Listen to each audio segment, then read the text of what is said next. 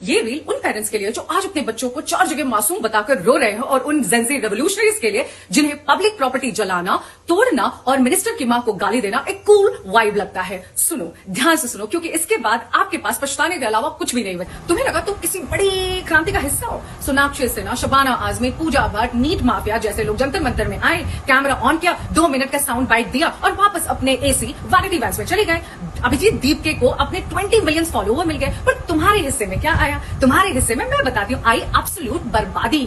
मैं उस घर से आती हूँ जहां लॉ रोज की बात है। मेरा husband solicitor and supreme court advocate है, इसलिए मैं तुम्हें बिना किसी शुगर कोटिंग के बताती हूँ कि तुम फंस चुके हो। दिल्ली पुलिस अंधी नहीं है। फेशियल रिकॉग्निशन से तुम में से 2873 लोग आइडेंटिफाई हो चुके हैं। 989 लोग के सीरियस ऑफेंस लग चुका है। जिस सेकंड तुमने बैरिकेड क्रॉस किया, तुम्हारा प्रोटेस्ट बीएनएस सेक्शन 189 में अनलॉफुल असेंबली बन गया। भीड़ में किसी ने एक भी पत्थर मारा, सेक्शन 191 के अंडर अब तुम सब लोग दंगा भड़काने के गिल्टी हो।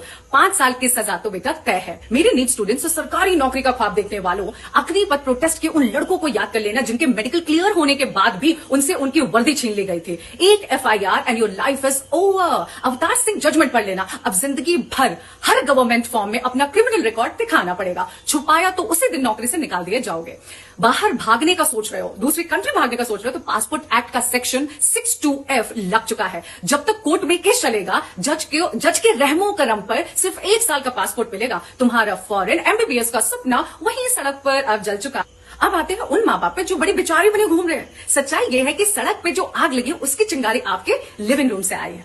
जब आप दोस्तों के सामने बैठकर दारू पीते हैं, खोखली पॉलिटिकल कॉन्स्पिरेसीज पे ज्ञान पेलते हैं और सिस्टम को गालियां बकते हो, तो बच्चा आपसे सीख रहा है। आपकी पेरेंटिंग फेल नहीं हुई है, आपने बहुत सक्सेसफुल एक सड़क छाप क्रिमिनल बड़ा किया है। कांग्रेचुलेशंस।